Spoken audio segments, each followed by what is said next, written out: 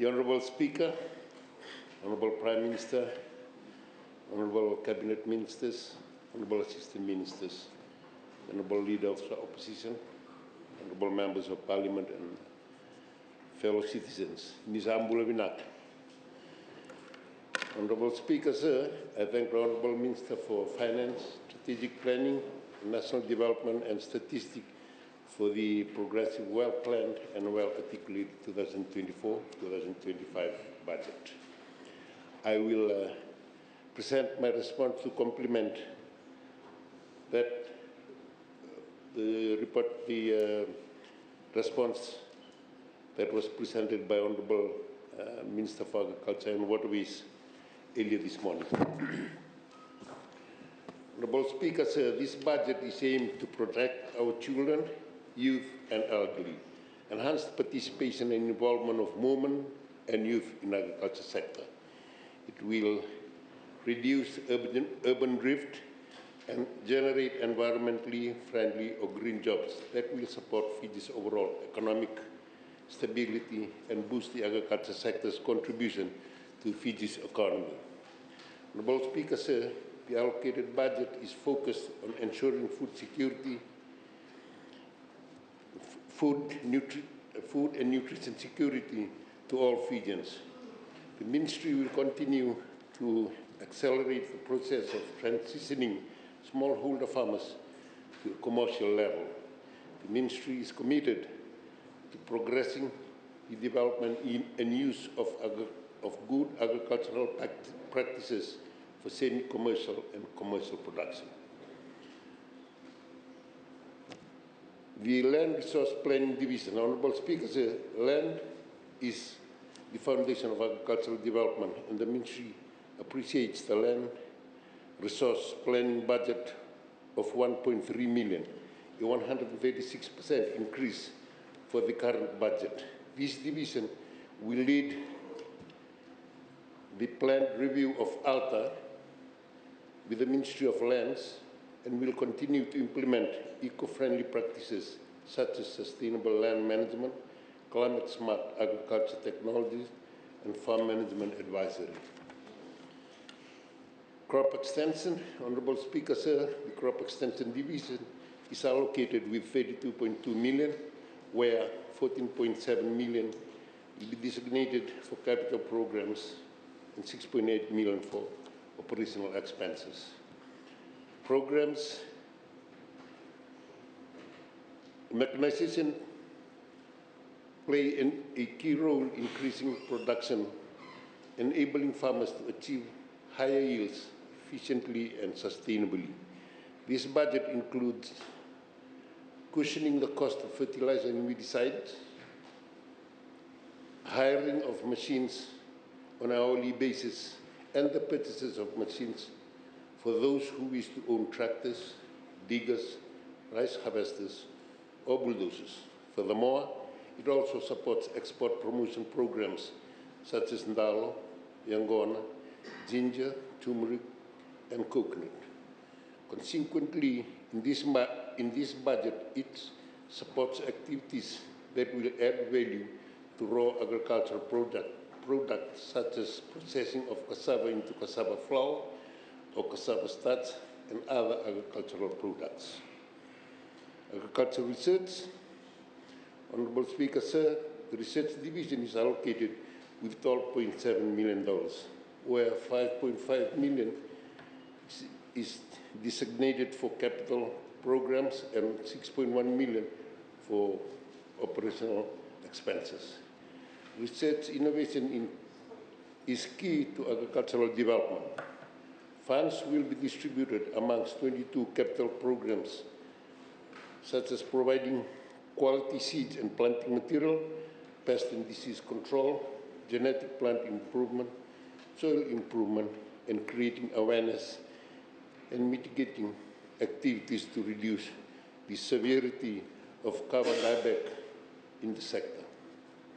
Furthermore, to improve levels of efficiency, research stations will be upgraded.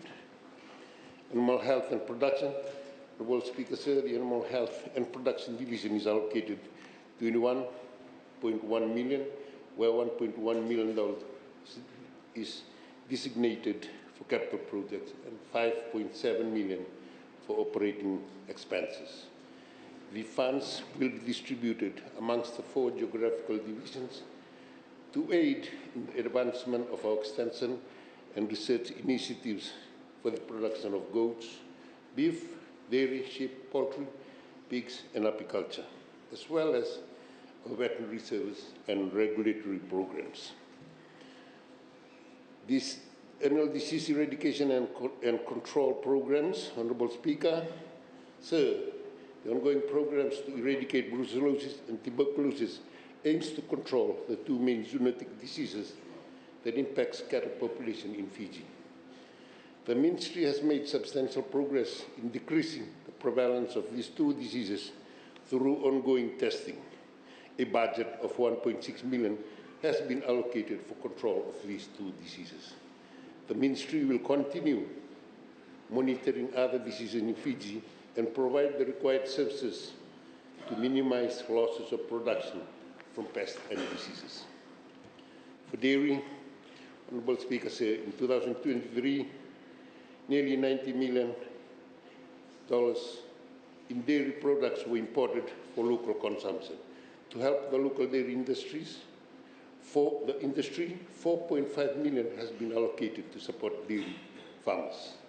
The Fiji Cooperative Dairy Company Limited, FCDCL, has been allocated a sum of $4 million. This will enable FCDCL to offer milk price incentive, raw milk cartage subsidy, livestock feed subsidy, develop farm infrastructures, capacity building, and hire of veterinary consultants and dairy advisors. During the financial year, favorable result was noted due to the rise in budget allocation to FCDCL. The total amount of milk supplied to the formal sector has resulted in a 10% increase in the third quarter of 2023-2024 financial year. The Dairy Extension Program assistance will include the provision of dairy sheds, improvement of farm roads, and training for inspiring dairy farmers at the Navuso Technical Institute. Stray animal control campaign.